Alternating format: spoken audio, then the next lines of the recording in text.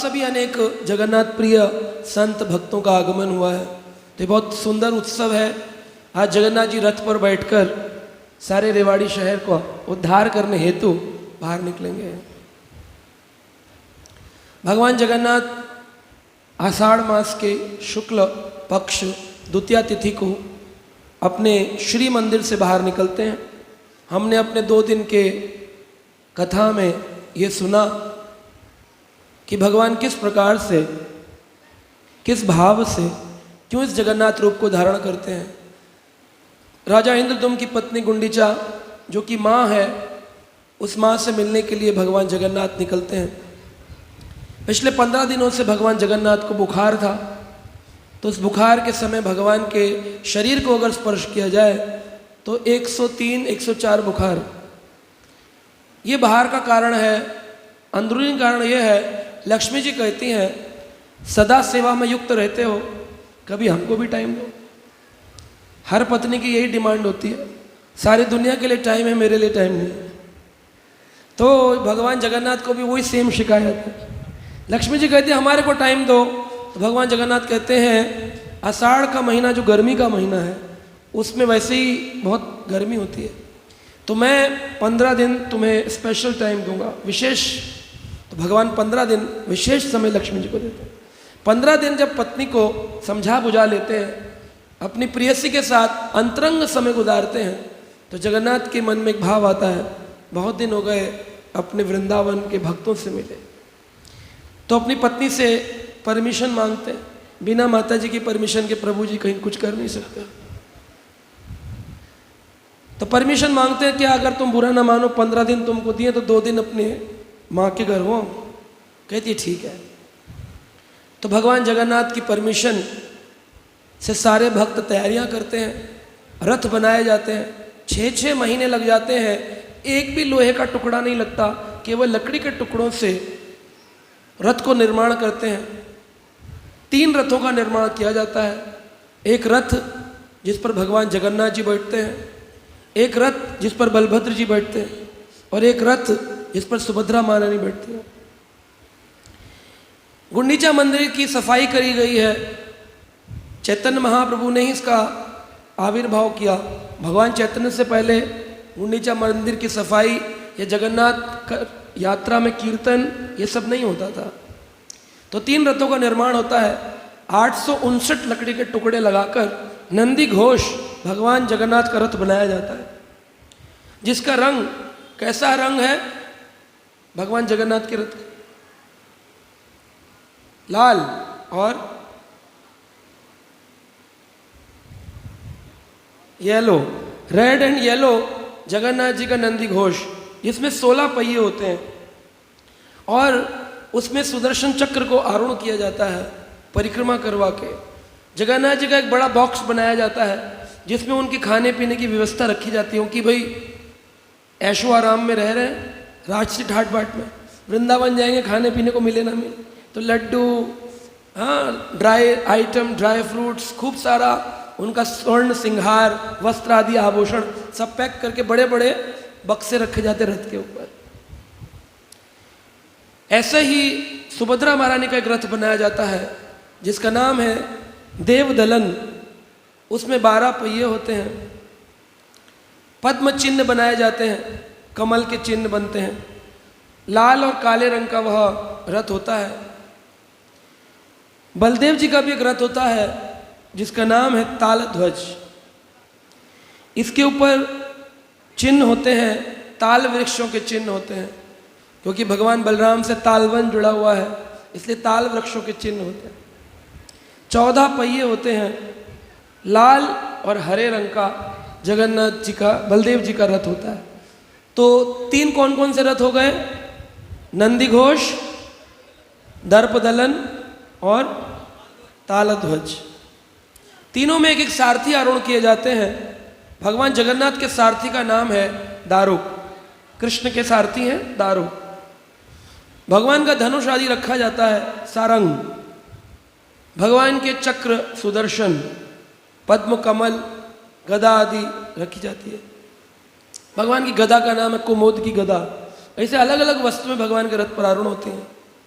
नरसिंह भगवान रक्षक के रूप में लगाए जाते हैं कि भाई भगवान वृंदावन के विरह भाव में है, न जाने क्या होगा, इसलिए रक्षा सूत्र के रूप में उग्रम वीरम महाविष्णु ज्वलंतम सर्वतोमुखम नरसिंहम भीषणम भद्रम मृत्युर्नमाम्यहम्। नरसिंह भगवान की स्थापना की जाती है कि लकड़ी का रथ बना है, कहीं टूट न जाए, खंडित न हो जाए, कोई यात्रा में खलन न हो, नरसिंह की स्थापना।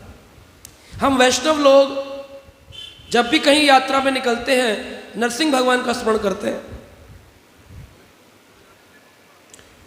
कुछ लोग संसार में गणपति का स्मरण करते हैं, रिद्धि सिद्धि का स्मरण करते हैं, शुभ लाभ लिखते हैं, क्योंकि संसार के लोगों को भक्ति मालूम नहीं है ना। बेचारे वो पंडित जी लोगों से जो छोटा मोटा सुने होते हैं उसी को सर्वश्रेष्ठ ज्ञान समझ लेते हैं। वो ज्ञान है लेकिन सर्वश्रेष्ठ नहीं है। जहाँ सर्वश्रेष्ठ ज्ञान आ जाता है वहाँ पर फिर निचला ज्ञान अपने आप समाप्त हो जाता है। तो हम लोग, मुझे तो लगभग 20 वर्ष हो गए, मैंने कभी गणपति का पूजन नहीं किया दिवाली के ऊपर। हर साल नरसिंह भगवान का पूजन करते हैं। आप कहेंगे ऐसा क्यों करते हैं? क्योंकि गणपति, हजारों गणपतियों को शक्ति देने वाले एक नरसिंह भगवान है। एके साधे सब सदे, सब साधे सब जाए। सारी दुनिया गणपति का पूजन करती है, फिर भी सुख नहीं आया। हजारों हॉस्पिटल दुखों से भरे हुए हैं। क्यों उनको सुख नहीं मिल रहा जीवन में? क्योंकि वो जीवन में भक्ति भजन का सही मार्ग पकड़े नहीं, चयन नहीं किया। ऐसा नहीं कि गणपति के हम कोई विरोधी हैं। भगवान शिव के परम गणों में से एक गणपति हैं, जो कि इस मनवंतर में शिव के पुत्र रूप में भी पूजे जाते हैं, परंतु अलग मनवंतरों में गणपति देवता के रूप में होते हैं, जो शिव जी के गणों में से एक ईश्वरीय गण, ईश गणों में ईश्वरीय है। लेकिन लोग समझते गणेश मतलब खाली सूंड वाले गणेश। अलग अलग प्रकार के गणेशों का वर्णन शास्त्रों में किया गया है, लेकिन इसका ज्ञान के लिए शास्त्र पढ़ना पड़ेगा। मंदिर में जाके पंडित जी से पूछ लेंगे तो उतना वो उनको अधूरा तो आपको भी अधूरा, अगर वो पूरे तो आपको भी पूरा। संसार में क्योंकि आपने उन्हीं को अपना सर्वे सर्वा समझा, इस कारण से आपका ज्ञान अधूरा रह गया। तो जब हमारे आचार्य, हमारे वेद व्यास महर्षि वाल्मीकि, तुलसीदास गोस्वामी, श्री रूप गोस्वामी, सनातन गोस्वामी, विष्णु चक्रवर्ती ठाकुर, जीव गोस्वामी, आनंद वृंदावन चंपू लिखने वाले कवि कर्णपुर, ये बड़े बड़े आचार्य जब ग्रंथ लिखते हैं, और मूल में वेद व्यास, व्यासो उचिष्टम जगत सर्वम, व्यासो उचिष्टम जगत सर्वम, सारे जगत में व्यास जी का उचिष्ट ही जितने भी ग्रंथ हैं वो सब व्यासदेव से आते हैं। तो व्यासदेव ने स्वयं वर्णन किया। अच्छा, महाभारत जब वेद व्यास ने लिखा उसमें कितने श्लोक थे? 1,00,000। उसमें से भगवत गीता भी लिखी वेद व्यास। जब महाभारत की रचना करना चाहते थे वेद व्यास, तो वो ब्रह्मा जी के पास गए और बोले, ब्रह्मा, मुझे एक व्यक्ति की आवश्यकता है जो जल्दी जल्दी मेरी महाभारत रचना को पूरा कर। तो ब्रह्मा जी बोले कि देखो, इतनी जल्दी लिखने वाला तो एक ही राइटर है। कौन? गणपति। उनका एक दांत युद्ध में टूट गया था, इसलिए उनका एक नाम है एक दंतधारी, एक दंत। उसका जो दूसरा दांत टूटा है उसमें वरदान है कि वो तेज गति से कलम की तरह शाही में डुबो के दांत को लिख सकता है। आप उसको बुला लो। तो गणपति को बुलाया, आवाहन किया, वेद व्यास के सामने गणपति आ गए। गणपति जी ने कहा, मैं महाभारत लिखूंगा, लेकिन एक शर्त है कि मैं जब तक समझूंगा नहीं तब तक लिखूंगा नहीं, और दूसरी शर्त है, बीच में कहीं रुक गए तो मैं चला जाऊंगा। बोले, ये तो बड़ी गड़बड़ बात है। वेद व्यास बोले, आप तो देव योनि में हैं और मैं मनुष्य योनि में लीला कर रहा हूं, तो मनुष्य को तो अपने नियम करने पड़ते हैं, स्नान आदि करना है, गायत्री करना। तो गणपति बोले, वो मुझको पता नहीं है। तो वेद व्यास बोले, फिर ऐसा श्लोक बुलवाऊंगा जिसको ही समझने में इनको टाइम लगेगा। जब तक उनको 2-4 घंटे समझने में लगते, तब तक वो अपना नियम करके आ जाए। तो महाभारत का हिस्सा है भगवत गीता, भीष्म पर्व भगवत गीता उसी महाभारत के अंदर है। असली बात तो यह है कि भगवत गीता लिखी गई महाभारत के लिए, ताकि महाभारत लिखा गया भगवत गीता के लिए। दोनों में से कौन सी बात सही है? बोले, महाभारत लिखा गया भगवत गीता के लिए। आप कहेंगे कैसे? बोले, जैसे सुनहर अंगूठी बनाता है हीरे की और नीचे चांदी की अंगूठी बनाता है, तो चांदी की अंगूठी के लिए हीरा नहीं लगाया जाता, हीरे को पहनने के लिए चांदी की अंगूठी लगाई जाती है। तो भगवत गीता वो हीरा है जिसको देने के लिए चांदी रूपी महाभारत का ज्ञान दिया गया। उसी भगवत गीता के 7वें अध्याय के 7 नंबर श्लोक, सत्य पे सत्ता, सुना होगा ना, ताश खेलते होंगे आप लोग पहले, सत्य पे सत्ता, 7 नंबर अध्याय का 7 नंबर श्लोक, सत्य पे सत्ता दिया भगवान वेदव्यास। वो बोले भगवान कृष्ण ने कहा है मत पर तरम न अन्यत किश्चित अस्ति धनंजयम, हे धनंजय मत, यानी मुझसे पर तरम बढ़कर के, कृष्ण कहते हैं मत पर तरम न अन्यत किश्चित अस्ति धनंजय, हे धनंजय मुझसे बढ़कर इस संसार में कोई नहीं है। अब इस बात को कौन लिख रहे हैं? गणेश जी लिख रहे हैं। अब गणेश जी के मन में नहीं आ सकता अरे ये कैसा श्लोक दे दिया कि कृष्ण से बढ़कर कोई नहीं, अरे मेरे पिता शिव हैं, लिखना नहीं चाहिए था उनको। उन्होंने तो पहली शर्त बोली थी जब तक मानूंगा नहीं तब तक लिखूंगा नहीं। उन्होंने लिखा है, इसका मतलब गणपति ने भी माना है कि श्री कृष्ण से बढ़कर कोई भगवान नहीं है। प्रमाण है। पद्म पुराण में प्रसंग आया, शिव पार्वती बैठे थे, शिव जी ने पार्वती से पूछा पार्वती तुम जानती हो मैं किसकी आराधना करता हूँ? माला लेकर। बोले नहीं मालूम। बोले मैं भगवान जगन्नाथ की आराधना करता हूँ। बोले अच्छा भगवान जगन्नाथ की आराधना करते हैं आप, क्या आप प्रभु नहीं? कहा मैं प्रभु हूँ केवल भूत प्रेत राक्षस तमोगुणी लोगों का, लेकिन मेरे भी एक प्रभु हैं, उनका नाम है जगत के नाथ जगन्नाथ। तब उन्होंने एक श्लोक दिया पद्म पुराण में, आराधना नाम सर्वेशाम विष्णु आराधना नाम परम तस्मात् परतरम देवी तद्या नाम समर्चनम। ये श्लोक पद्म पुराण में वेद व्यास ने लिखा, मैंने नहीं लिखा, इस्कॉन ने नहीं लिखा, आपने नहीं लिखा, ना आपके परदादा ने लिखा, ना मेरे परदादा ने लिखा, ना मेरी इसमें कोई कमीशन है, ना आपको कुछ मिलने वाला है। शास्त्र का ज्ञान वो है जो यथारूप जैसा लिखा वैसा पाया। आराधना नाम सर्वेशाम, जितनी पूजा पाठ संसार में है, आराधना नाम सर्वेशाम विष्णु आराधना नाम परम, ये शिव जी बोल रहे हैं पार्वती को। अब बताओ शिव जी से ज्यादा बड़े हो गए क्या? तो शिव जी को नतमस्तक होकर के बोलना चाहिए, हे शिव, हे भोले बाबा मुझे ज्ञान दीजिए, जैसी प्रीति जगन्नाथ चरणों में आपकी है वैसी हमारी भी हो जाए। इसी बात को सोच करके बलभद्र और सुभद्रा जी का रथ जब निकलता है तो जो सुभद्रा जी के सारथी बनाए जाते हैं वो अर्जुन होते हैं, और वो अपना शंख लेकर बैठते हैं, देवदत्त उनके शंख का नाम है, अर्जुन के देवदत्त। भगवान कृष्ण के शंख का नाम है पांचजन्य, भीम के शंख का नाम है पौंड्रक। तो इस प्रकार से अलग अलग शंख आरोहण किए जाते हैं बड़े बड़े, तब रथ प्रारंभ होता है। उसमें सुभद्रा जी के रथ में एक देवी लगाई जाती है, उसका नाम है वन दुर्गा। सुभद्रा की सेवा में कौन लगी है? वन दुर्गा, यानी दुर्गा माई किसकी सेवा करती है? सुभद्रा की। सुभद्रा कौन है? भगवान की 2 माया शक्ति हैं, योग माया महामाया। कौन सी 2 शक्ति हैं? बोलिए जोर से, योग माया महामाया। योग माया का काम जो है वो क्या है? कृष्ण के नजदीक लाना और भुला देना कि कृष्ण भगवान है। यशोदा को कृष्ण के नजदीक लाना और भुला देना कि कृष्ण भगवान है। और महामाया का काम है कृष्ण से दूर ले जाना और भुला देने का कृष्ण भगवान है। दोनों का ही काम कृष्ण को भुलाना है, लेकिन एक नजदीक लाके बुलाती है, एक दूर ले जाके बुलाती है। जो दूर ले जा करके भुला देती है, संसार में इतने लोग हैं जिनको कोई मतलब नहीं भगवान से, भक्ति से लेना देना नहीं, उनके ऊपर कौन सी माया है? महामाया। वह भी कृष्ण को भुला देती है लेकिन दूर ले जाके। लेकिन जब आप परम भक्त बन जाते हैं, आप कृष्ण को अपना भाई, अपना सखा, अपना प्रेमी मानते हैं, तो कौन सी माया काम करती है? योग माया। वो नजदीक लाके भुला देती है कि कृष्ण भगवान। दोनों ही माया है। तो वन दुर्गा सेवा में लगती हैं और उनके घोड़े लगाए जाते हैं।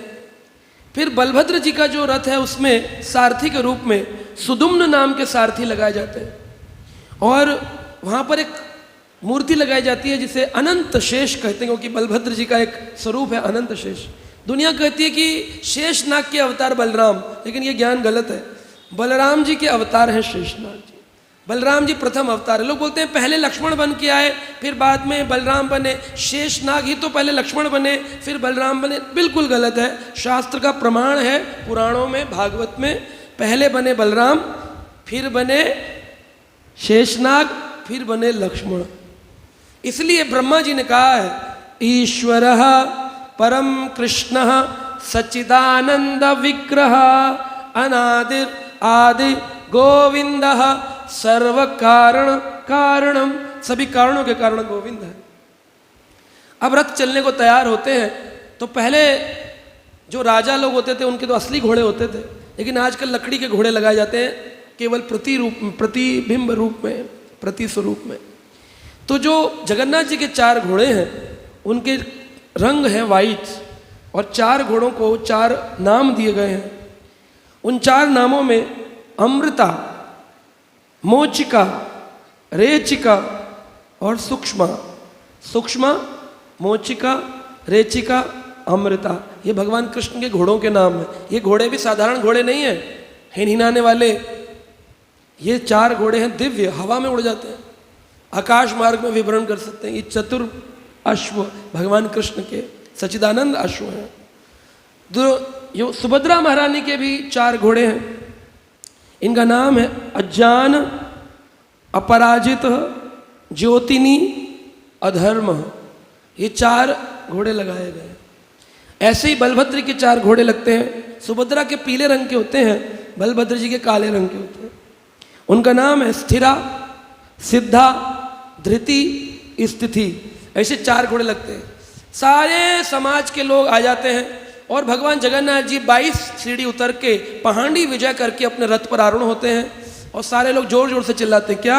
जय जगन्नाथ, जय जगन्नाथ, जय जगन्नाथ। अब जगन्नाथ जी के इस सेवा में कहते हैं कि हर व्यक्ति को जगन्नाथ जी नहीं दिखेंगे।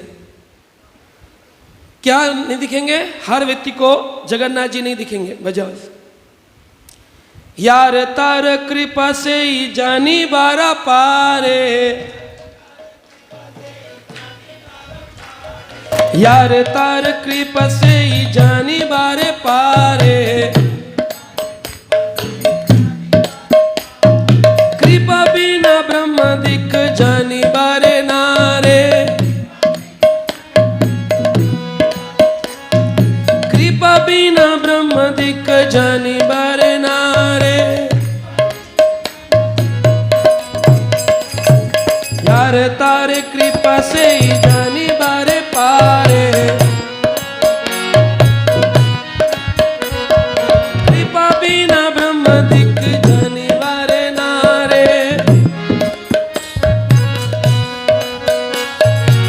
यार तारे कृपा से ही जानी बारे पारे। जब तक भगवान जगन्नाथ की कृपा नहीं होगी आप उनके दिव्य स्वरूप को देख नहीं पाएंगे। आपको दिखेगा एक काले रंग का कोई लकड़ी का पुतला है, उठा रहे हैं, पागल हो गए ये लोग, लेकिन वो परब्रह्म है, साक्षात गोलोक बिहारी हैं, वही से श्याम सुंदर हैं। ये देखने के लिए क्या चाहिए? कृपा चाहिए। कृपा बिना ब्रह्मादिक, ब्रह्मा आदि आदि आदि भी भगवान कृष्ण की कृपा के बिना कृष्ण के दिव्य स्वरूप का दर्शन नहीं कर सकते हैं। इस बात को चैतन्य महाप्रभु ने स्थापित किया। बोले वह कृपा कैसे मिलेगी? बोले सभी भक्त बड़े प्रेम से एकत्रित हों, किसी के भी प्रति द्वेष का भाव न रखें, बड़ी निंदा चुगली से दूर होकर के चैतन्य महाप्रभु ने सभी भक्तों को एकत्रित किया और 7 अलग अलग पार्टियां बनाई। तो आपको भी अलग अलग पार्टी बनानी चाहिए। ये नहीं कि एक प्रभु जी गाएंगे खाली। 7 अलग अलग मंडली बनाई गई, हर मंडली के एक एक लीडर बनाए गए, 2 मृदंग और 8-8 करताल, हर पार्टी में 8 करताल 2 मृदंग। और चैतन्य महाप्रभु ने जैसे रासलीला करी थी, अपना विस्तार किया था 100 करोड़ रूपों में, 7 कोटि गोपिका, 100 करोड़ गोपियां थी, 100 करोड़ गोपियों के रूप में अपना विस्तार किया और हर गोपी के साथ नृत्य किया भगवान ने। उसी प्रकार यहाँ पर हम देखते हैं कि भगवान जगन्नाथ जी जो है वह नृत्य करते हैं, अपने भक्तों के साथ में नृत्य करते हैं। ठाकुर जी का यह स्पेशल, जैसे रासलीला में रास होता है, ऐसे ही इस यात्रा को भी रासलीला यात्रा कह सकते हैं। लेकिन कौन कौन देखी बारे पाए, जो भाग्यशाली होगा, कृपा पाएगा, वो देखेगा। 7 मंडलियों में जैसे भगवान ने अपना प्रकाश 100 करोड़ रूपों में किया, जब विवाह किया तो 16,108 रूपों में किया, वैसे ही चैतन्य महाप्रभु ने इस कलयुग के काल में 7 मंडलियों में सब जगह प्रकट होकर अपनी वैभव प्रकाश लीला दिखाई। हर भक्त को लगता था महाप्रभु मेरी मंडली में नाच रहे, महाप्रभु मेरी मंडली में नाच रहे, और अंदर कीर्तन चल रहा होता था। राजा आते हैं, झाड़ू लगाते हैं, राजा आए, राजार आगे हरि चंदन देखी श्रीनिवास, राजार आगे हरि चंदन देखी श्रीनिवास, हंसते तार स्पर्श कहे हो एक पाश। मंडलियों में नृत्य चल रहा था और राजा जी आ गए। राजा जी का एक पार्षद था हरिचंदन, हरिचंदन हटाने लगा लोगों को। श्रीनिवास ठाकुर का मंडली थी और श्रीनिवास चैतन्य महाप्रभु के उस उत्कट रूप को देखकर, उदंड कीर्तन को देखकर भावावेश में थे। उन्होंने देखा ही नहीं कि राजा जी आ गए। अब राजा जी आए, वीआईपी आए, तो लोग क्या करते, भक्तों हटो हटो हटो हटो हटो, रथ पर माला पहनाई जाएगी, रथ पर आरती होगी, हटा दिया जाता है। वो आ रहे थे, लेकिन इतने में क्या हुआ, नृत्यावेश श्रीनिवास किछु नहीं जाने, नृत्यावेश श्रीनिवास किछु नहीं जाने, बार बार ठेलते हो क्रोध हैला माने, बार बार ठेलते हो क्रोध हैला माने। अब क्या हुआ, वो धकेलने लग गया। जब नहीं सुना श्रीनिवास ने बहुत देर तक, तो हरिचंदन ने क्या किया, जबरदस्ती, जन्माष्टमी में बहुत भीड़ हो जाती है, तो जो सेवक होते हैं क्राउड कंट्रोल वाले, वो दबा दबा के भक्तों को धक्का दे देगा, अरे हरि बोल हरि बोल हरि। कभी कभी क्रोध में बोलते हैं माता जी आगे बढ़िए ना, हरि बोल, जोर से मारते हैं, क्रोध आ जाता है। लेकिन भक्त को कभी भी किसी परिस्थिति में क्रोध नहीं आना चाहिए। हाँ, क्रोधावेश आ गया तो फिर आपकी भक्ति, जो आपने जो भी भक्ति करी हुई है, वो सभी भक्ति एक क्रोध आवेश में समाप्त हो जाती है। लोग कहते हैं भक्ति कभी खत्म नहीं होती है, ये बात तो सत्य है कि भक्ति खत्म नहीं होती है, लेकिन भक्ति का बीज अब आगे बढ़ने के लिए उसमें गर्म पानी डाल दिया आपने बीज में, अब आगे नहीं बढ़ेगा। पौधे में मठा लगा दिया, आगे नहीं बढ़ेगा। भक्ति आगे नहीं बढ़ेगी अगर क्रोध आ गया। तो जो कुछ भी करके क्रोध, काम और लोभ, कामः क्रोधा लोभा तस्मात् एतम त्रयम त्यजेत, इन तीनों को त्याग देना चाहिए। क्रोध जो है वो जड़ है, क्रोध नहीं आना। अगर क्रोध ना भी आए तो कभी कभी लोगों की भाषा ऐसी होती है, उसमें क्रोध पता चल जाता है। कहाँ दर्शन कहाँ मिलेंगे प्रभु जी, तो सुबह 9 बजे जब आते तो कहते हैं आप आगे चले जाइए, वहाँ से आगे जाके राइट में दर्शन है। दोपहर के 12 बजे तक कुछ खाया नहीं होता, व्रत का दिन, 12 बजे बोलते प्रभु जी दर्शन कहाँ है, आगे चले जाइए वहाँ दर्शन है। 5 बजे शाम को पूछे दर्शन कहाँ होंगे, अरे आगे जाओ ना, सीधा सीधा वहाँ दर्शन है। एक ही बात को कहने के कई तरीके। और रात को अगर 9 बजे पूछ लिया कहाँ दर्शन, क्या बहरे हैं क्या, यही बताते रहे, हम नहीं दर्शन करें, उल्टा बोलते। उस व्यक्ति की भक्ति, उसकी सेवा सब खत्म हो गई जब उसने क्रोध से बात की। कई बार लोग सोचते हैं कि हाँ क्रोध से हम वैष्णव समाज में बात नहीं कर सकते, लेकिन घर में बात कर सकते हैं। क्रोध युक्त होकर घर में बात की जा सकती है ना। एक माता जी बोली कि मेरे प्रभु जी जो है ना, घर पे जाकर के शेर बनते हैं, भक्तों के सामने चूहे बने रहते हैं। तो हमने बुलाया प्रभु जी को, पूछा प्रभु जी आप एक्टिंग करते हैं, मंदिर में वैष्णव समाज में चूहे बनते हैं, घर जाके शेर बन जाते हैं। कहा प्रभु जी हम तो शेर ही बनते हैं, ये मैडम तो शेरावाली बन जाती है, ये तो हम पर आरूढ़ हो जाती है, हम क्या क्या बताएं आपको। अब ऐसी परिस्थिति हम क्या समझा सकते हैं। लेकिन घरों में जाकर के भी ये सोचना चाहिए, परिवार के लोग भी 16 माला जप करते हैं, परिवार के लोग भी हमारे निज जन हैं, भगवान के द्वारा दिए गए हैं। इसलिए बच्चों को मारना, बच्चों पर क्रोध दिखाना, पति पत्नी को आपस में दुर्व्यवहार करना नहीं करना चाहिए। ऐसा करने से भक्ति में प्रेम खत्म हो जाएगा, आपकी भक्ति का ऊपर का दिखावा तो होगा, अंतर मन में आनंद आना बंद हो जाए। आप कहेंगे जब तो करते हैं मन नहीं लगता, इसीलिए नहीं लगता क्योंकि आप जब मुंह से करते हैं और मन में क्रोध, काम, लोभ भरा हुआ। इसको निकालिए, इस बीज को। तो यहाँ क्या हुआ, अब भगवान के इतने बड़े भक्त राजा प्रताप रुद्र, जो कि इंद्रद्युम्न के वंश में आते हैं, उनका परम पार्षद हरिचंदन, नाम है हरिचंदन, लेकिन क्या कर रहा है, देख रहा है चैतन्य महाप्रभु के पार्षद नृत्य कर रहे हैं, घुस गया। सोच रहा है राजा से बड़ा कोई नहीं। अरे भगवान और भगवान के भक्त से बड़ा कोई होता है? कई बार हमारी कथाओं में वीआईपी आ जाते हैं, एमएलए आए हैं जी, एमपी आए हैं, सीएम आए हैं, कई बार आते हैं, तो बीच में चढ़ने की कोशिश करते हैं, तो मैं रोक देता हूँ। तो कई बार नाराज भी हो जाते हैं, जो लेकर आते कहते प्रभु जी आपने इतने बड़े व्यक्ति आए थे, आने नहीं दिया। मैं कहता हूं भगवान से बड़ा संसार में न पीएम है न सीएम है, लेकिन उसके लिए दम होना चाहिए आपके हृदय के अंदर। अगर आप खुद ही पीएम के सामने और सीएम के सामने हाथ नतमस्तक होते हो, यानी अभी आपने कृष्ण को परम भगवान नहीं माना है, अभी आपने उनको मूर्ति माना हुआ है। हाँ, सतोगुणी मूर्ति है, पूजा कर लो। हम किसी का अपमान नहीं करते, हम कहते वेट करो, एक बार कथा पूरी हो जाए फिर मंच पे बुलाएं। अब उनको वेट ही नहीं होता।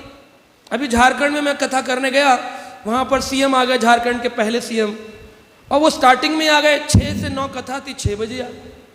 अब मैंने तो हाथ लगा दिया कि नहीं जी कथा में नहीं आए। और वो बेचारे इतने अच्छे थे, 3 घंटे पूरे भागवत सुने, 9 बजे रात को मिल के फिर गए। अब ऐसे व्यक्ति के लिए तो मिलना अच्छा है। भगवान चैतन्य ने राजा प्रताप रुद्र से कभी भेंट नहीं करी। जगन्नाथपुरी में रहते थे, राजा के लोग आते थे कि एक बार राजा से मिल लीजिए। चैतन्य महाप्रभु कहते हैं विषयी व्यक्तियों से मैं नहीं मिलता, हटाओ। राजा कहता है मैं तो भक्त हूँ, मैं तो वंश में आया हूँ जगन्नाथ के पुत्र, मिल लीजिए। चैतन्य महाप्रभु कहते नहीं, हम नहीं मिलते। अब वो राजा जिसको चैतन्य महाप्रभु रिजेक्ट कर रखे हैं, वही राजा हरिचंदन के साथ आया। श्रीवास भगवान के जो भक्त हैं, परम नारद मुनि के अवतार, वो नृत्य कर रहे हैं, उदंड नृत्य कर रहे हैं। अब इतने में जब उसने धक्का मारा ना, तो क्या हुआ, नृत्यावेश श्रीनिवास किच्छु नहीं जाने, बार बार ठेलते हो क्रोध हैला माने।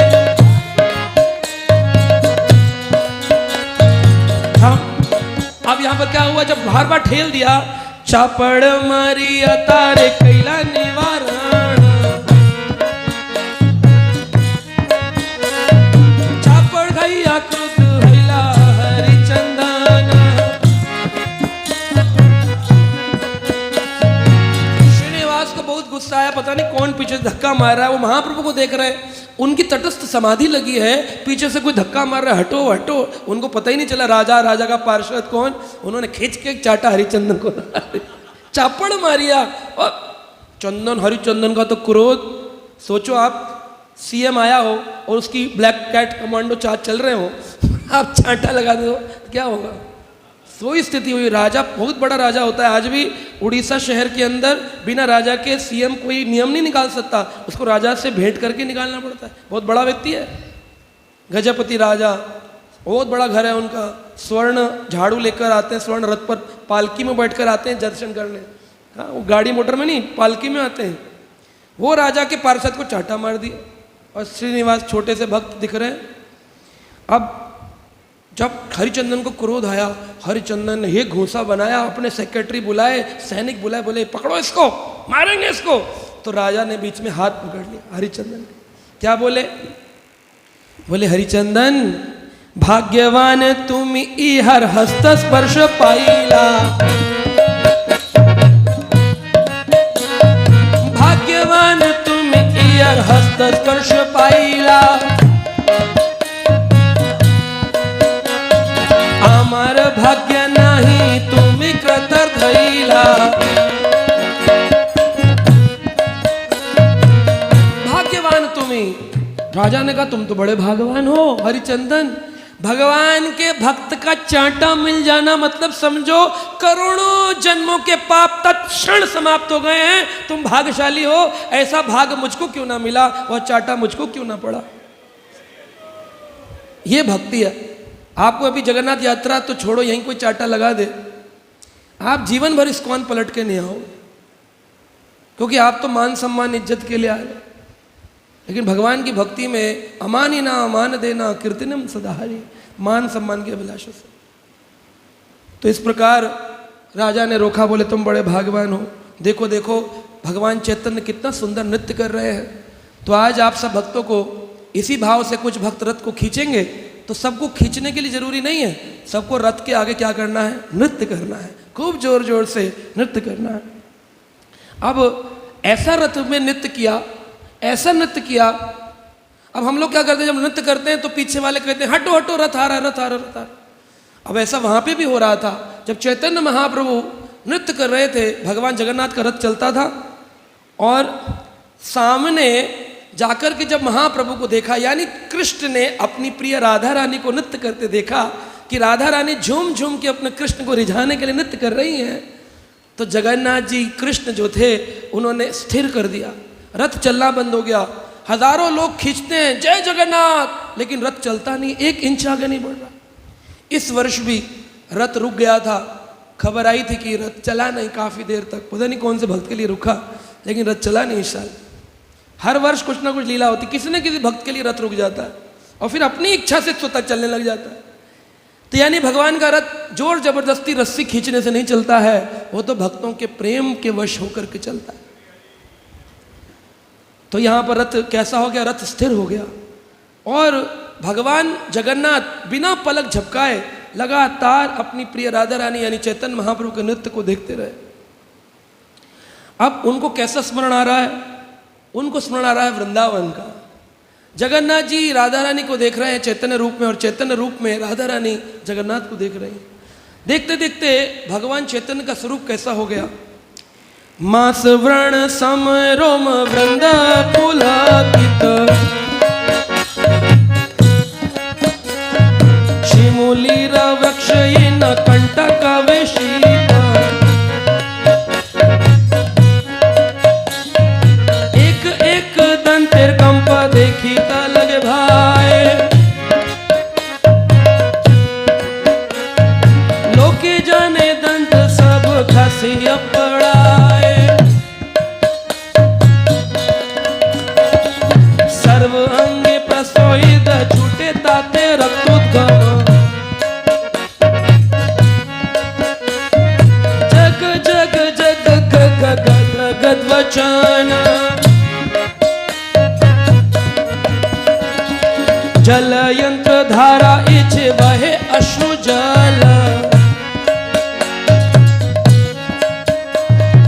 आशे पाशे लोक यत भी जल सकल,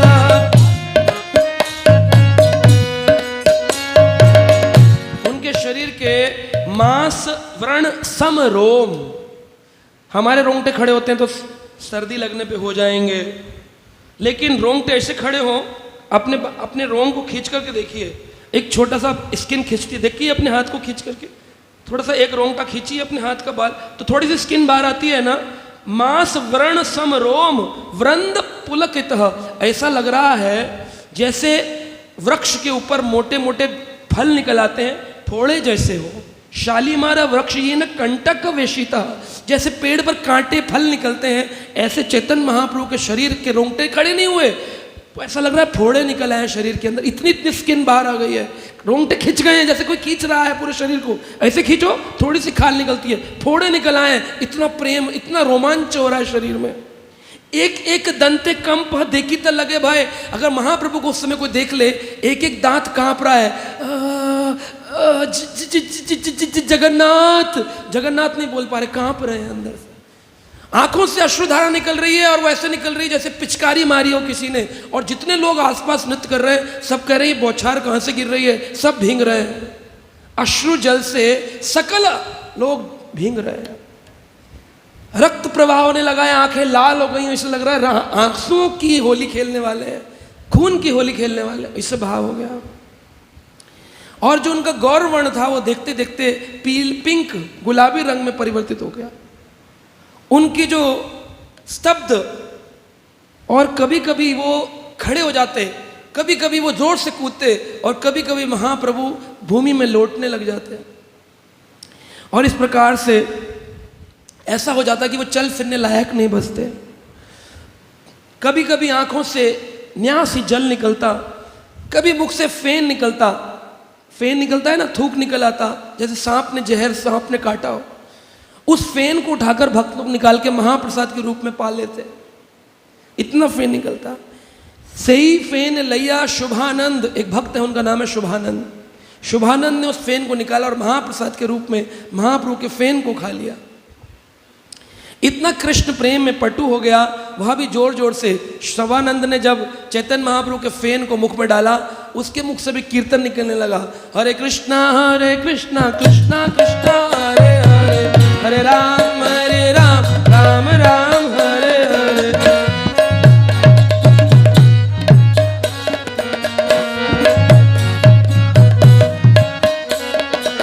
हरे कृष्णा कृष्ण कृष्ण हरे हरे, हरे राम राम राम हरे हरे।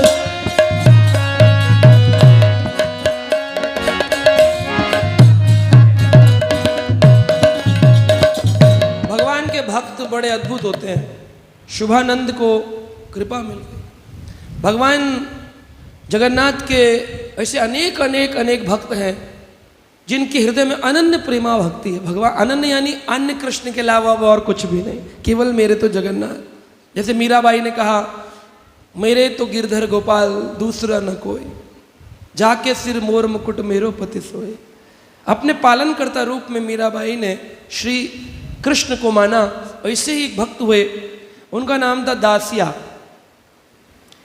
दासिया जो थे वो एक गांव में रहते थे। उस गांव का नाम था बलिग्राम। बलिग्राम लगभग 2 किलोमीटर दूर जगन्नाथपुरी से है। 2 किलोमीटर ज़्यादा नहीं होता, अगर पैदल चले तो जगन्नाथपुरी आ सकते हैं। 2 किलोमीटर दूर बलिग्राम में दासिया नाम के भक्त रहते थे। अपने कर्म क्षेत्र से वो जुलाहे थे, कपड़े बुनने का काम था। उन कपड़ों को बनाते थे, बुनते थे। उन कपड़ों को बेचकर उससे जो धन आता था उससे अपना जीवन यापन करते थे। उत्सव के दिनों में दासिया ब्राह्मणों के घर जाकर के और भगवान का भजन कीर्तन करते थे। यानी देखिए, एक जुलाहा भी ब्राह्मणों के घरों में जाकर हरि कथा करता है और ब्राह्मण उसका स्वागत करते थे। यानी कि जाति पाति पूछे नहीं कोई, हरि को भजे सो हरि को होई। हरि के भजन में जाति का कोई ध्यान नहीं दिया जाता। वैष्णवेर जाति बुद्धि, वैष्णव में जाति की बुद्धि है। व्यक्ति ब्राह्मण है कि क्षत्रिय है कि शूद्र है, ये इंडियन है कि फॉरेनर है, वैष्णव के प्रति ऐसा भाव महाअपराध होता है। अपराध नहीं, महाअपराध। वैष्णवेर जाति बुद्धि, वैष्णव में जाति बुद्धि नहीं होनी चाहिए। लोग फिर भी बना लेते, हम लोग उड़िया उड़िया, हम बंगाली बंगाली, हम हरियाणवी, हम यूपी के, हम दिल्ली वासी। ऐसे ये गलत है। वैष्णव सब भगवान के भक्त बराबर। वैष्णवेर जाति बुद्धि नहीं होनी चाहिए। तो ब्राह्मणों के घर जाकर कथा करते। इनकी कथा सुनकर के लोग बड़े प्रसन्न होते थे। ईश्वर का गुणगान करना इनको बड़ा पसंद था, यानी कथावाचक थे दासिया। देखिए भगवान प्रसन्न हो रहे हैं, बारिश भी आ रही है, तो बैठे रहिए, कथा सुनते रहिए। तो दासिया जो थे वो भगवान के ऐसे भक्त हैं, ब्राह्मणों के घर जाकर कथा कीर्तन करते थे। आनंद पूर्वक उनका जीवन व्यतीत हो रहा था। निम्न जाति के थे लेकिन हरि भक्ति में परम भक्त थे। एक बार पुरी में रथ यात्रा थी। वो रथ यात्रा देखने के लिए जगन्नाथपुरी पहुँचे और रथ पर बैठे भगवान जगन्नाथ को देख लिया। जब जगन्नाथ को बैठा देख लिया, उनका प्रेम हो गया भगवान जगन्नाथ से। और ऐसा प्रेम हो गया, नंदी घोष रथ के सामने खड़े होकर उन्होंने साष्टांग प्रणाम किया। प्रणाम करना चाहिए भगवान के सामने, लेकिन भगवान के सामने भक्तों को प्रणाम नहीं करना चाहिए, ये अपराध होता है। और प्रणाम करे तो भगवान का विग्रह ना हो तो कर सकते हैं भक्तों को प्रणाम, लेकिन अगर विग्रह हो तो झुक कर के प्रणाम नहीं किया जाता, बोल करके किया जाता है। लेकिन क्या बोलकर किया जाता है? हरे कृष्णा प्रभु जी प्रणाम। लेकिन आजकल चालू हो गया है दंडवत प्रणाम। एक दिन मैंने व्यक्ति से पूछा, कहता है हरे कृष्णा प्रभु जी दंडवत प्रणाम। मैंने कहा आप खड़े हो कि लेटे हो? कह रहे प्रभु जी खड़ा हूं। मैंने कहा फिर कहो हरे कृष्णा खड़वत प्रणाम। अगर आपको दंडवत कहना है तो डंडे के समान गिरना पड़ेगा जमीन पर। अगर आप बैठे हैं तो बोलिए हरे कृष्णा बैठवत प्रणाम, लेकिन अगर दंडवत कह रहे हैं तो दंड के समान गिरना पड़ेगा। आप गिरते तो है नहीं, इसलिए प्राय फोन पर या सामने नहीं बोलना चाहिए दंडवत। क्या बोलना चाहिए? हरे कृष्णा प्रणाम। अब माताएं पंचांग, कोई दंडवत, इतना सब बोलने की आवश्यकता नहीं, केवल बोल दो प्रणाम। इतने से ही आपका सम्मान सामने वाला पहुंच जाता है। और जब प्रणाम करना हो तो माताओं को पंचांग और प्रभु जी को साष्टांग करना चाहिए, भक्तों को भी और वैष्णवों को। ऐसे ही इन्होंने प्रणाम किया और मन में भगवान जगन्नाथ को बोले, हे परम पिता जगन्नाथ, मैं पतित पावन करने वाले आप जगन्नाथ का दर्शन करने आया हूँ। मुझसे ज़्यादा पतित आपको कोई मिलेगा नहीं। मेरे हृदय में ज्ञान की ज्योति जलाइए, ज्ञान की ज्योति जलाइए मेरे हृदय में। जब ऐसे बोले, आप इस ब्रह्मांड के एकमात्र आराध्य हैं, आपका पूजन तो ब्रह्मा जी, शिव जी, दुर्गा जी भी करते हैं। हे जगन्नाथ, मेरे हृदय में ज्ञान की ज्योति जलाइए, मेरी अज्ञानता को दूर करिए। हे जगन्नाथ, हे जगन्नाथ। का ऐसी ज्योति जलाई भगवान ने, ऐसी ज्योति जलाई भगवान ने। दर्शन करके अपने घर पहुंचे। पत्नी बोली, आ गए? बोले हाँ। भोजन खाएंगे? हाँ, प्रसाद पाऊंगा। क्या बनाया?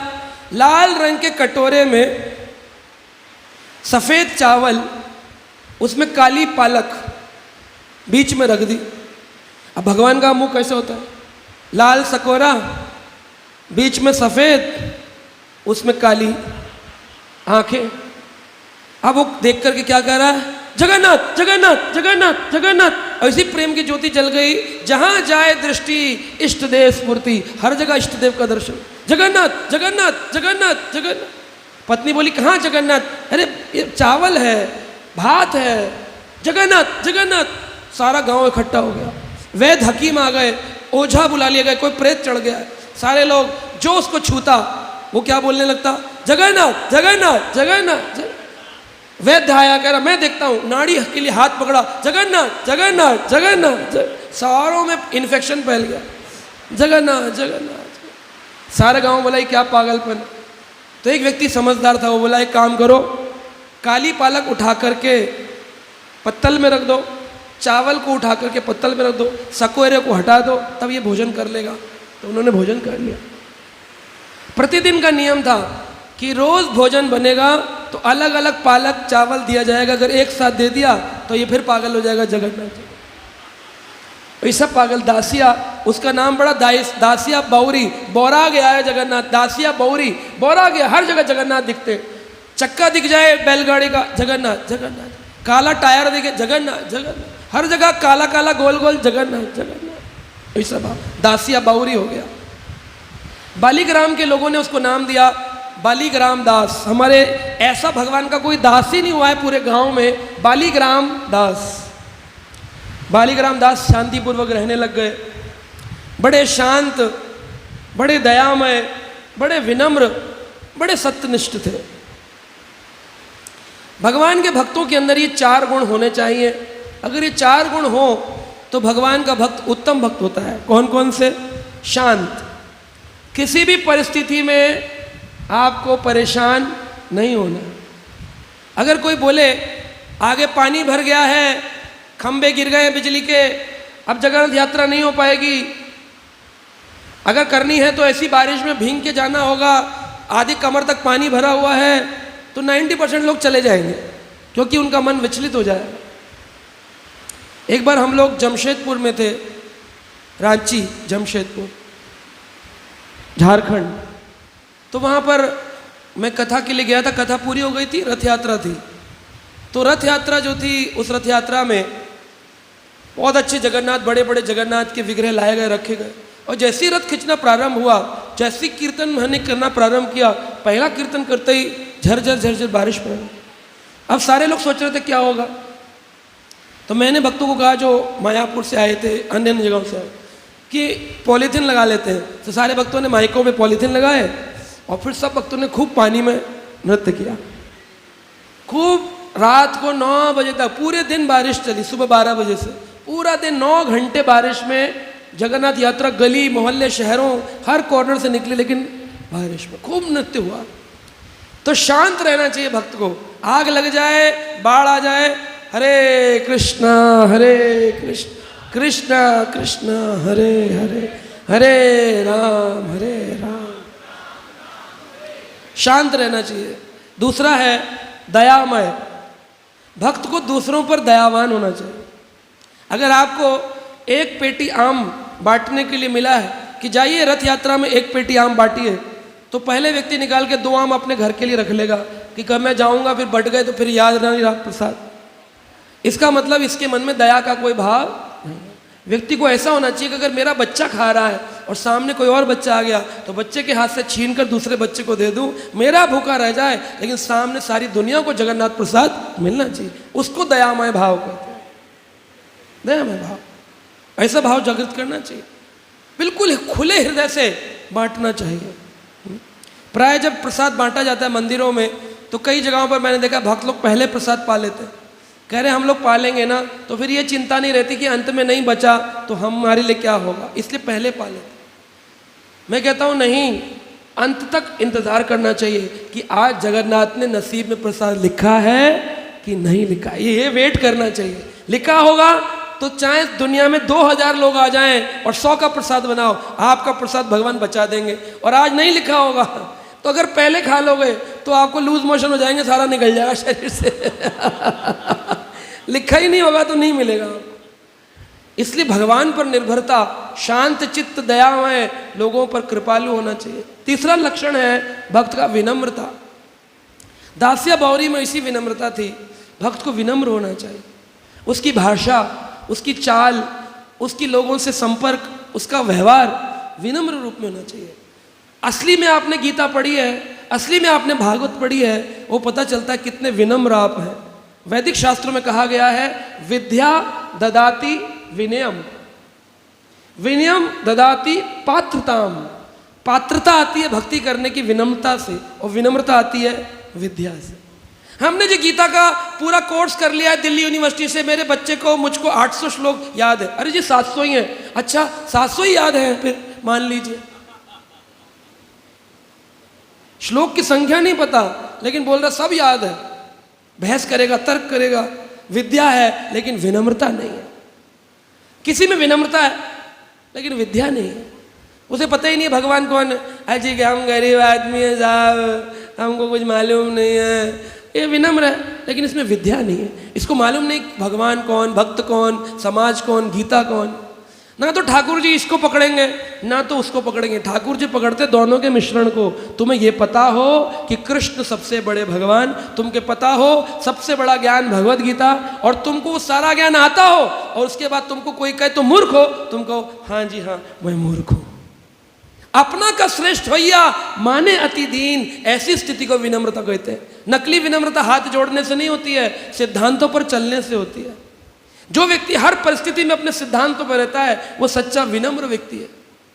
हाँ, आपने प्याज खाना छोड़ दिया, लहसुन खाना छोड़ दिया, लेकिन अपनी मौसी के घर मिलने गए, मौसी बोली खाइए खाइए प्याज का पराठा, बड़े प्रेम से बनाए। प्रभु जी वैसे तो नहीं खाते, मौसी ने प्रेम से खिलाया तो खा लिए। आपका सिद्धांत टूटा, इसका मतलब आप विनम्र नहीं है। विनम्रता मतलब हर परिस्थिति में मेरा सिद्धांत बना रहे। तो इसलिए विनम्रता को समझना चाहिए। विनम्रता केवल हाथ झुकाना, पीठ झुकाना विनम्रता नहीं है।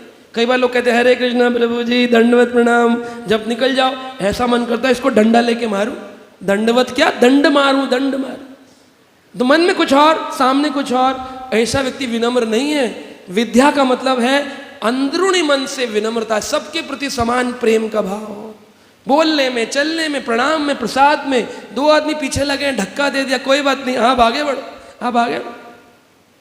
पहले जब मैं गाड़ी चलाता था, आज से 20 वर्ष पहले, अगर किसी ने एक बार हॉर्न बजा दिया तो मैं आगे निकल कर जाता था, उसको रोकता था, भैया क्या बात है? क्या बात है, क्यों इतना हॉर्न बजा रहे थे? लड़ाई झगड़ा कर लेते थे। लेकिन आज 20-22 वर्षों में भगवत ज्ञान आते आते आते आते गुरु कृपा, प्रभुपाद कृपा से ऐसा हो गया, कोई पीछे से बहुत जोर का हॉर्न बजाता है, मैं साइड करते करते आप निकल जाओ, आपको चांद पर जाना है, आप पहले पहुंचो। अब हमको कोई चिंता नहीं है। ये मन में शांत भाव, विनम्रता, यही विनम्रता है। किसी से भी पंगा नहीं लेना। कोई भी व्यक्ति कुछ भी बोले, कई भी व्यक्ति कुछ भी बोल देते हैं। मेट्रो में जा रहे हो और बाबा जी ठीक मजे में कट रही है, अब मैं उसे कहूँ ज्ञानी बन रहा है, आजा मुझसे बहस करेगा। हरे कृष्णा। मूर्ख व्यक्ति से मुख नहीं लगाना चाहिए, मूर्ख लोगों से बहस नहीं करनी चाहिए। मूर्ख के मुख बम्ब है निकट निकट भुजंग। कहते हैं जैसे सांप के मुंह से निरंतर जहर निकलता है, मूर्ख व्यक्ति हमेशा निंदा चुगली ही करता रहता है। इसलिए उस निंदा चुगली वाले मूर्ख से बहस नहीं करनी चाहिए। एक बार क्या हुआ, शेर के पास एक शिकायत आई। क्या शिकायत आई? हरे कृष्णा कृष्ण कृष्णा हरे हरे राम हरे राम। एक शिकायत आई शेर के पास। क्या शिकायत आई? बोले गधा कहता है कि घास नीली है और गीदड़ कहता है कि घास हरी है। तो राजा शेर जो है जंगल के, आप बताइए घास हरी है कि नीली है? गीदड़ ने अपना बहुत समय लगा दिया गधे को समझाने में, लेकिन गधा बार बार कहता था घास नीली है और गीदड़ कहता था हरी है। शेर के पास पहुंचे तो शेर ने बोला बैठिए बैठिए, शांति शांति, झगड़ा मत करिए। उन्होंने कहा घास किस रंग की है महाराज? शेर बोला घास नीले रंग की है। गीदड़ हैरान हो गया, शेर ने ही उत्तर दिया। गधा प्रसन्न होकर के पूंछ हिलाता चला गया। तो गीदड़ को शेर ने बोला इधर आओ। कहा तुम तो समझदार आदमी हो। कहा हाँ जी, लेकिन आप समझदार नहीं है राजा, आपने घास को नीला बताया। बोले देखिए वो गधा है और गधे को कितना भी समझाएंगे वो गधा ही रहने वाला। मैं तो इस बात से हैरान हूं कि तुम इतने समझदार होके भी, तो उन दोनों में वो तो गधा ही था, लेकिन तुम उससे बहस कर रहे थे, इसलिए तुम मुझे बड़े अपराधी लग रहे हो। तुमने अपना इतना कीमती समय उसको नीली घास से हरी घास बताने में लगा दिया और वो मानकर तैयार नहीं था। ऐसे लोगों को बोलो हाँ घास नीली है और निकाल दो। तो तुम गधे हो कि वो गधा है? गीदड़ बोला हाँ सच में मैं ही गधा हूं जो ऐसे गधे के मुंह लग रहा था। मूर्ख लोगों को ज्यादा शिक्षा नहीं देनी चाहिए, 2 मिनट में पता चल जाता है। जैसे ही वो बात करेगा कि समझदार है कि मूर्ख है, तो मूर्ख व्यक्ति को ज्यादा नहीं। वो बोले भगवान तो निराकार है, अहम ब्रह्मस्मि, जय हरे कृष्ण। प्रभु तेरी बुद्धि को कृपा करे। एक बच्चा आया पढ़ लिख कर विदेश से, अपने गांव पहुंचा, माँ को बोला माँ मैं पढ़कर आया हूं, तुम सब गांव में अज्ञानी हो, मैं ही एक ज्ञानी हूं। माँ बोली माँ मानती हूँ तू बहुत ज्ञानी हो गया बेटा, लेकिन शहर में पढ़ा लिखा, लेकिन माँ के लड्डू तो नहीं मिले, ले तेरे लिए लड्डू बनाए। माँ ने प्रेम से 2 बेसन के लड्डू, 2 लड्डू लाई कटोरी में। पूछा ये क्या है? माँ कहती लड्डू। लड्डू नहीं है, 1 लड्डू, 2 लड्डू, 2 और 1 3 लड्डू। कितने लड्डू? 3 लड्डू। माँ बोली 3 नहीं 2। कह रहा 3 और 2। बहस चालू हो गई। माँ तू अज्ञानी है, कभी स्कूल कॉलेज नहीं गई, मैं पढ़कर आया हूं शहर से, 2 और 1 3 होते हैं, 1 और 2 3 लड्डू। वो कह रही है 2 लड्डू। पिताजी आए झगड़ा सुन के, बोले क्या बहस है? बोले ये बहस हो रही, कहता है कि 3 लड्डू, मैं कहती हूँ 2 लड्डू। माँ बोली, पिताजी बोले कोई बात नहीं, ये शहर से पढ़कर आया है, इसकी बात को प्रमाणिकता देते हैं, ये 3 ही लड्डू है। बोला देखो पिताजी थोड़ा स्कूल गए, मेरी बात समझ। माँ बिल्कुल अनपढ़ है, तर्क करने लगा। तभी उठा के पिताजी ने कहा देखो बेटा लड्डू खा लो। कहता नहीं पहले इस बात को प्रमाणित करिए माता जी को कि 3 लड्डू है। पिताजी ने अपना समय नहीं खर्च किया, बोले एक काम करते हैं, 1 लड्डू तुम्हारी माँ खा लेती है, 1 लड्डू मैं खा लेता हूं, तीसरा तुम खा लेना। ऐसे जो तर्क करने वाले उल जलूल बातें करते ना गीता पढ़ते, ना भागवत पढ़ते, ना पुराण पढ़ते। मैंने अपने 20 वर्ष निकाल दिए केवल पुराणों को पढ़ने में। उसके बाद व्यक्ति आता बहस करने, हमारे हिसाब से। तुम कौन हो भाई साहब? तुम्हारा हिसाब मैं क्यों गिनूं? तुम कोई प्रकांड विद्वत पंडित हो, कोई ज्ञानी हो, तुमने कहीं से डिग्री ले रखी है कोई, तो आइए बैठे 4 शास्त्रार्थ करें, 2 श्लोक तुम बोलो 2 श्लोक मैं बोलो। ये कभी गीता नहीं पढ़ी, लाल कपड़े में जिस दिन खरीदी तब से यथारूप रखी हुई है, फिर भी कह रहे हैं हम बड़े ज्ञानी। ऐसे व्यक्ति से क्या तर्क वितर्क करना? एक व्यक्ति निकला हाथ में दिया लेके मंदिर जा रहा था, एक तार्किक मिल गया। बोला कहाँ जा रहे हो? बोला मंदिर जा रहा हूँ। अरे वही मूर्ति के आगे दिया घुमाओगे? है एक बात बता सकते हो? कह रहा हाँ पूछो। कह रहा है ये जो तुम दिए में तुम्हारे बत्ती है अग्नि, ये कहाँ से आई? अब इसने सोचा अगर मैं बताऊंगा कहाँ से आई, फिर पूछेगा वो कहाँ से आया, फिर मैं कहूँगा वो वहाँ से आए, वो कृष्ण कहाँ से आए, वो कृष्ण वहाँ से आए, तो कृष्ण के माता पिता कौन, अगर उनके माता पिता वो तो सृष्टि के पहले कौन। ये तो घूमता रहेगा मुर्गी का अंडा की अंडे की मुर्गी, तो वो तर्क करेगा। तो उन्होंने हाथ में दिया जल रहा था, मंदिर जा रहे थे, फूंक मार के बुझा दिया। तो तार्किक व्यक्ति ने पूछा ये ज्योति कहाँ गई, बोले जहां से आई थी वहीं गई। खत्म केस, फाइल क्लोज। ऐसे लोगों से ऐसे ही प्रचार करना पड़ता। तो समझाना भी उसको चाहिए कि समझने को। इसी को विनम्रता, शांत, सत्यनिष्ठता कहते हैं। ये लक्षण भक्तों में होते हैं। भक्त लोग अपना समय खराब नहीं करते, अव्यर्थ कालत्व, हम अपने काल को व्यर्थ नहीं करते मूर्खों से उपदेश दे करके। वो उपदेश देते हैं श्रद्धावानों को, भक्तों को, अपना समय खराब नहीं करते। इस प्रकार कहते हैं कि जो दासिया बावरी थे उनको जगन्नाथ जी ने बहुत प्रेम दिया। वह तपस्वी, परोपकारी, कर्मकांडी जितने भी लोग थे सभी उनका सम्मान करते थे। एक रात उन्होंने भगवान के चरणों का ध्यान किया और मन में विचार किया, काश जगन्नाथ मेरे घर में मुझे दर्शन देते। जिस भक्त में ऐसे लक्षण हो उनके लिए भगवान आते हैं। रात में स्वप्न में विचार किया, प्रभु मुझे दर्शन दे दें, हे जगन्नाथ मुझे दर्शन दे दें, मैं चाहता हूं कि आप चतुर्भुज रूप में मेरे सामने आए। तो रात को ठीक वैसे ही हुआ। भगवान जगन्नाथपुरी के ऑल्टर से, गर्भगृह से, उस रत्न वेदी सिंहासन से गायब हो गए और कहाँ पहुँच गए, इस दासिया बावरी बालीग्राम दास के घर में पहुँच गए। और वहाँ पर क्या देखते हैं, जैसा स्वरूप उसने विचार किया था, ठाकुर जी वैसी स्वरूप में चतुर्भुज लेकर के, जगन्नाथ जी के 2 हाथ हैं लेकिन 4 हाथों में दासिया बावरी को दर्शन दिए। और दासिया भक्त ने भगवान के चरण पकड़ लिए, बोला मैं निरंतर तपस्या करता रहूं, निरंतर मैं आपका भजन गाता रहूं। भगवान बोले बोलो चाहिए क्या, तुमने मुझे पुकारा, तुम इतने अच्छे भक्त हो, बोलो मांगते क्या हो, क्या वरदान तुम्हें चाहिए बोलो। हमको अगर बोला जाए भगवान क्या वरदान चाहिए, हम कहेंगे 2 मिनट रुकिए, पत्नी से डिस्कस करके लिस्ट बना लूं फिर बताऊंगा। लेकिन वो दासिया बावरी बोले, हे मेरे स्वामी, अगर मैंने कुछ मांग ही लिया तो मैं तो फिर बनिया हो गया ना। अपनी भक्ति के फल में मुझे कुछ भी कामना नहीं है, बस आप तो मुझे एक ही वरदान दीजिए कि सदा सदा मेरा ध्यान जहां पर भी रहूं, आंख बंद करते ही मुझे आपका दर्शन हो जाए। बस जैसे मैं आंख बंद करूं दर्शन, आंख बंद करूं दर्शन, आंख बंद करूं दर्शन, हर जगह आपका दर्शन हो जाए, यही मेरी कामना है।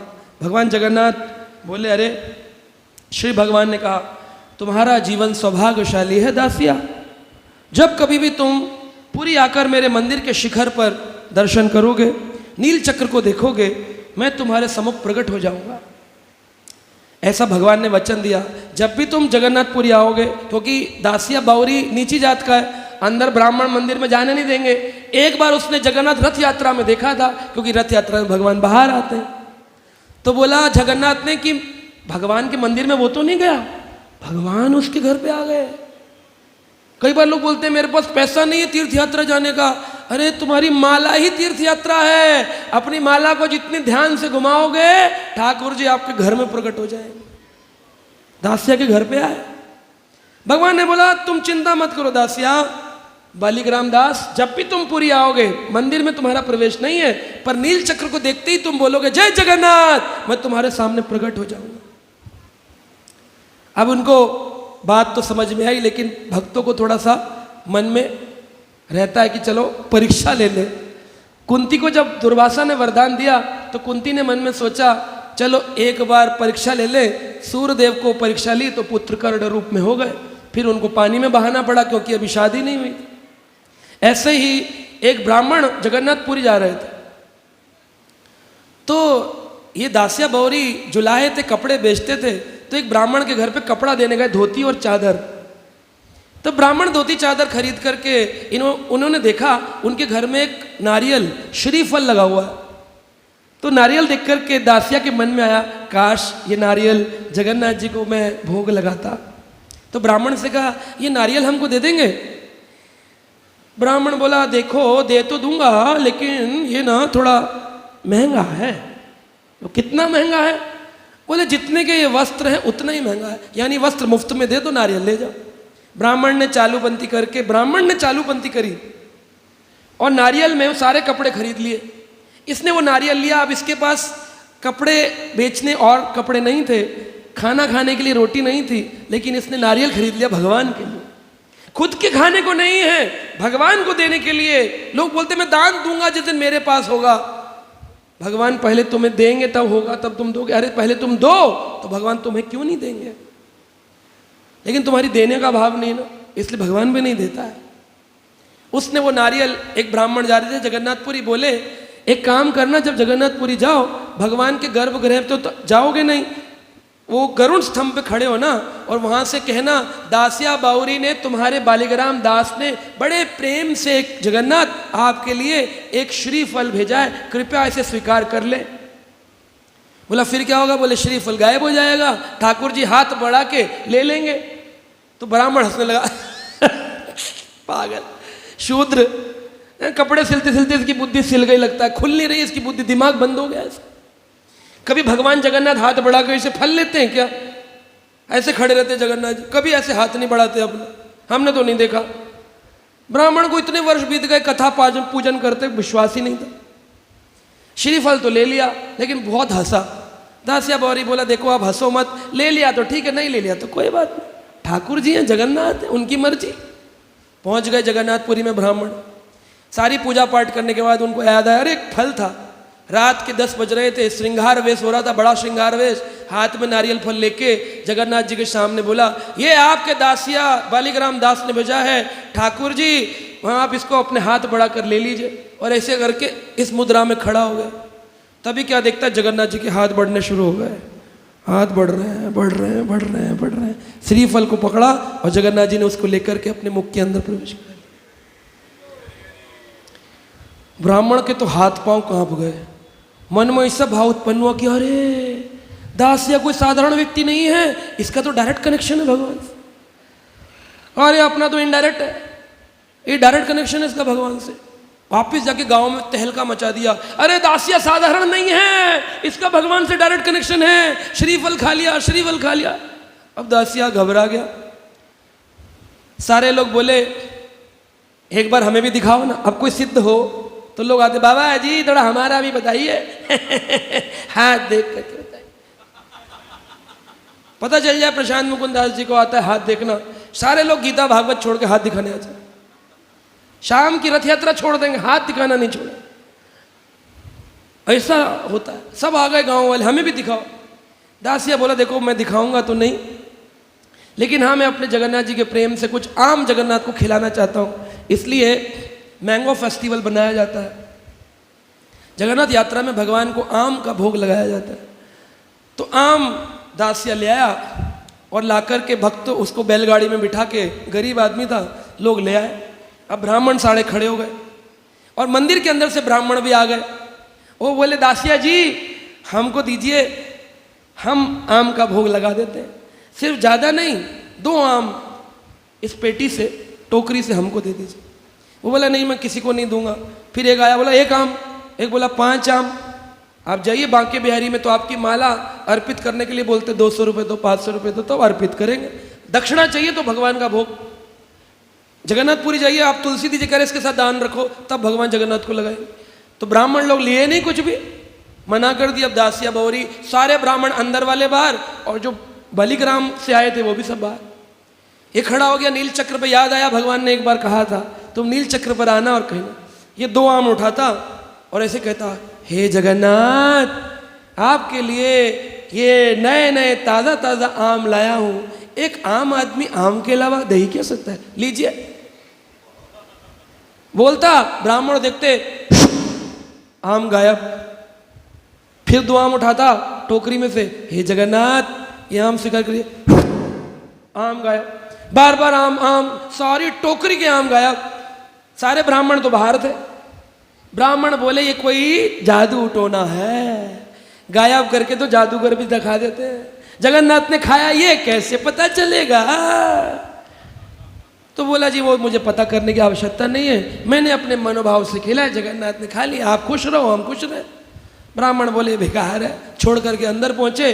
अंदर जाकर तब देखा गर्भगृह में, वहां पर सब जगह गुठलियां ही गुठलियां पड़ी हुई हैं और भगवान जगन्नाथ के मुंह पे रसीले आम का पेस्ट लगा हुआ। सारी गुठली चूसी भगवान ने एक एक करके सब फेंक दी पूरे गर्भगृह में। और ये घटनाएं कोई कहानी किससे नहीं है, आज भी जगन्नाथपुरी में, आज भी जिन जिन के घर में जगन्नाथ हैं, लीलाएं लीलाएं करते हैं जगन्नाथ जी, साक्षात परब्रह्म विराज, गुठलियां पड़ी हुई हैं, सारे ब्राह्मण है ना। बोले क्या? तब उनको पुष्प माला पहनाई गई, सबने कंधे पर उठाया और सारे ब्राह्मण समाज ने बैठकर उनका कीर्तन सुना, जय जगन्नाथ जय जगन्नाथ, जय जगन्नाथ स्वामी जय जगन्नाथ, जय जगन्नाथ स्वामी जय जगन्नाथ, जगन्नाथ स्वामी नयन पथगामी, नयन पथगामी भवा तुम्हें, नयन पथगामी भवा तुम्हें,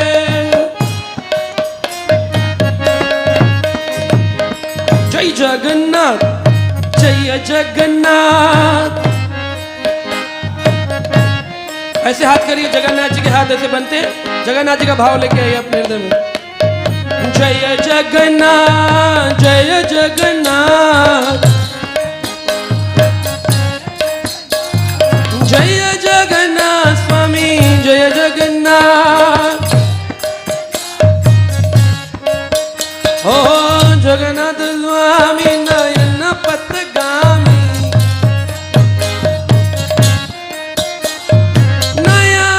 पथगामी भवा तुम्हें, हाँ हरे कृष्णा कृष्ण कृष्ण हरे हरे, हरे राम राम राम हरे बोल, हरि बोल हरि बोल हरि बोल, गीताई गौड़ा हरि बोल हरि बोल हरि बोल हरि बोल। मेरा ये क्वेश्चन था कि आपने बोला था कि हमें भगवान जी के पूर्ण स्वरूप का दर्शन करना चाहिए, चतुर्भुज, इसकी इच्छा करनी चाहिए, लेकिन अगर हमको वैसे दर्शन हुए तो हमारे मन में थोड़ा भी अभिमान आ गया तो फिर हमारे तो पतन हो जाएगा। उसकी स्थिति है वो ऐसी नहीं हुई, वो अनधिकारी व्यक्ति को ठाकुर जी दर्शन ही नहीं देंगे। अधिकारी व्यक्ति जो अनुगत है वैष्णवों के, जिसने विनम्रता सीख ली है, अहंकार का नाश किया है, उसी को दर्शन होता है।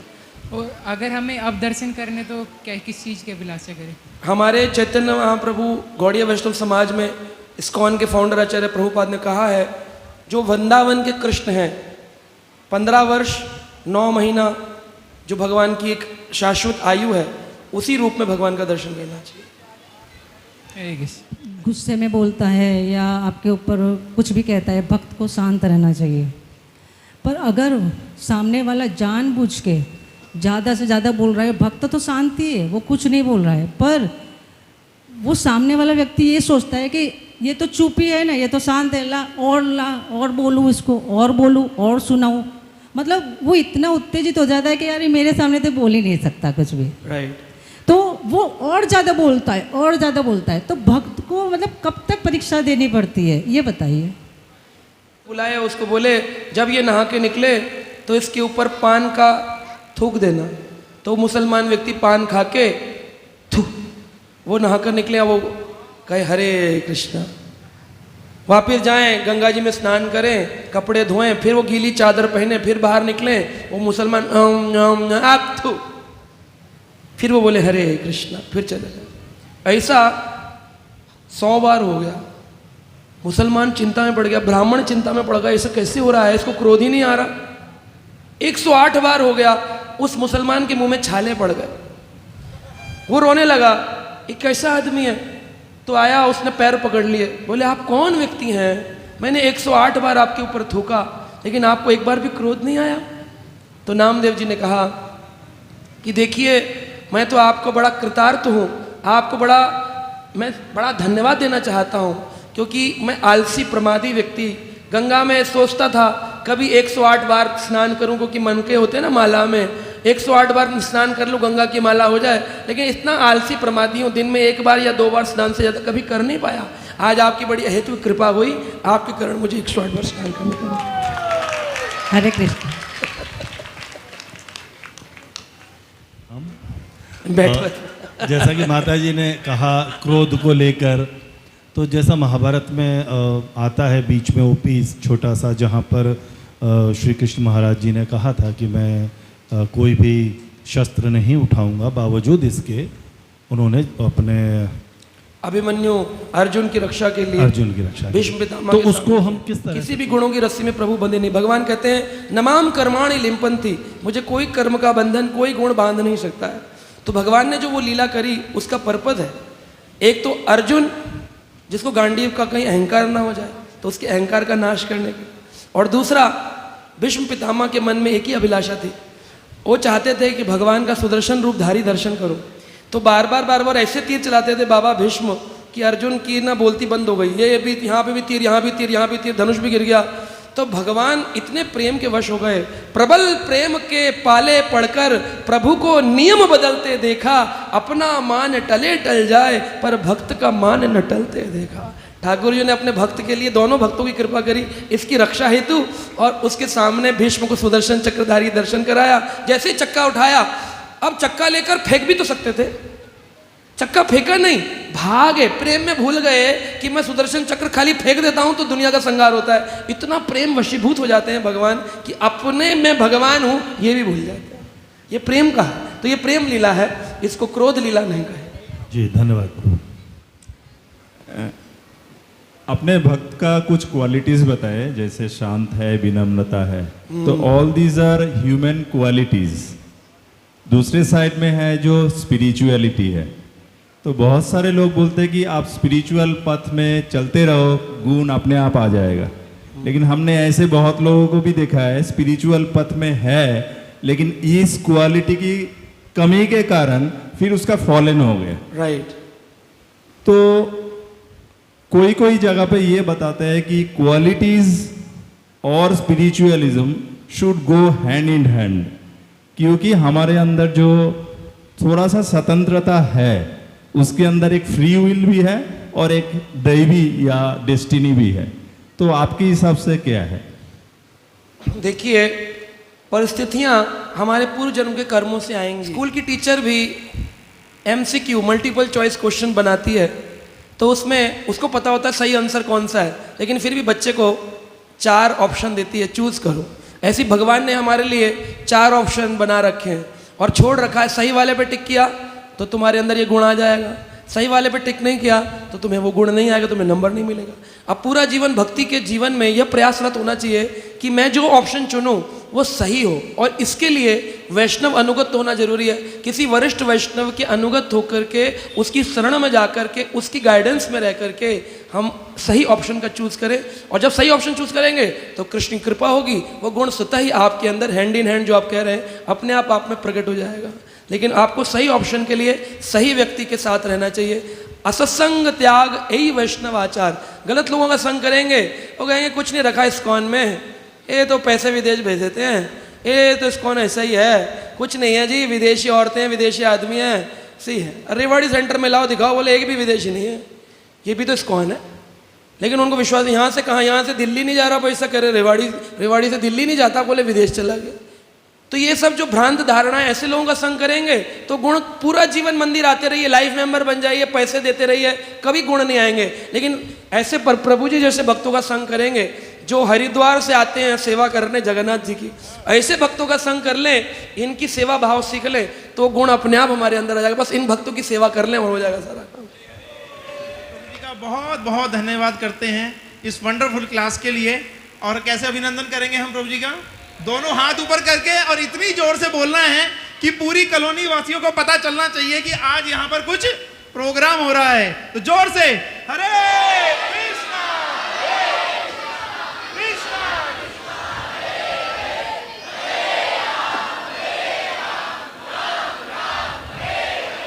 मैं आप लोगों को बिल्कुल एश्योर करता हूं कि आप लोग यहां से प्रसाद हरे कृष्णा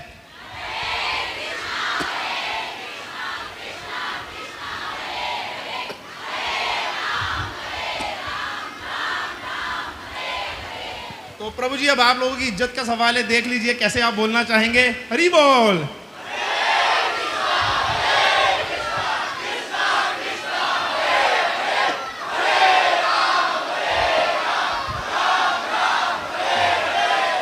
तो प्रभु जी क्या कहना चाहेंगे?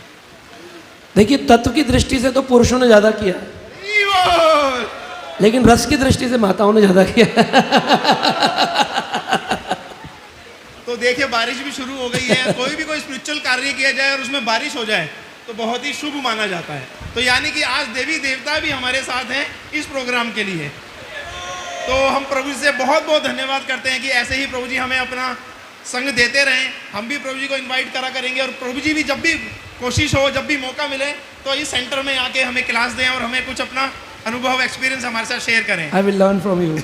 अपने जीवन में भक्ति और शांति का संचार करना चाहते हैं तो देर किस बात की, जुड़िए हमारे YouTube चैनल कृष्णा टीवी से, जहां आपको मिलेंगे भक्तिमय वीडियोस, प्रेरणादायक भागवत कथाएं और अनमोल आध्यात्मिक ज्ञान। तो अभी सब्सक्राइब करें और हमें फॉलो करें एवं अपने प्रियजनों के साथ ये दिव्य यात्रा साझा करें और आध्यात्मिकता की ओर कदम बढ़ाएं। हरे कृष्णा।